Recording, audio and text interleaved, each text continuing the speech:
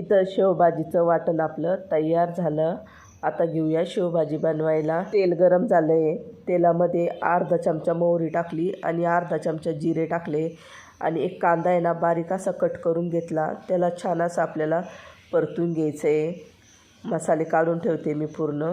कांदा चांगला परतला. वाटलेला मसाला याच्यामध्ये टाकून देऊया आणि छान तेल सुटेपर्यंत आपल्याला हा परतून घ्यायचा आहे. आणि मसाला भाजलेला असल्यामुळे काही जास्त वेळ लागणार नाही मसाला परतायला. हे बघा इथं आपला मसाला पण छान असा परतला आहे. एक छोटा चमचा हळद आणि लाल तिखट तुम्ही तुमच्या आवडीनुसार कमी जास्त करा.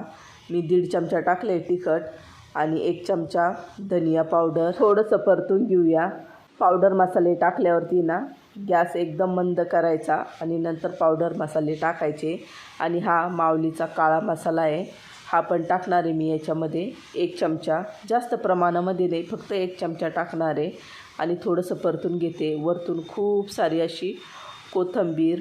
भाजी बनवता किचनवरचा राडा पण आवरून घेते.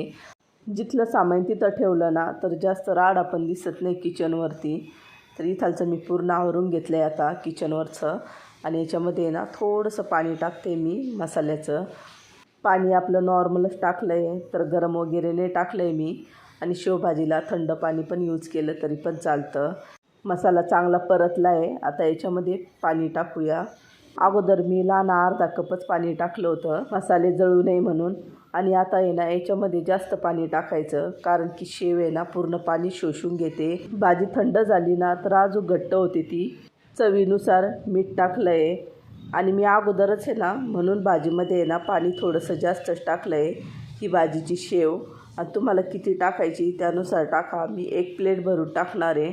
इथं भाजीला बघा उकळी आली आहे चांगली. आता याच्यामध्ये शेव टाकली आणि शेव टाकल्यावरती जास्त काही शिजवायची नाही, तेव्हा शिजते. आता बंद केला आहे मी गॅस. आणि हे बघा इथं रेडी झाली आपली ही शेवची भाजी. दिसू लागली का नाही हॉटेलसारखी. आणि तर्री पण बघा किती छान आली आहे. हे आता याच्यावरती ना थोडीशी कोथिंबीर टाकते.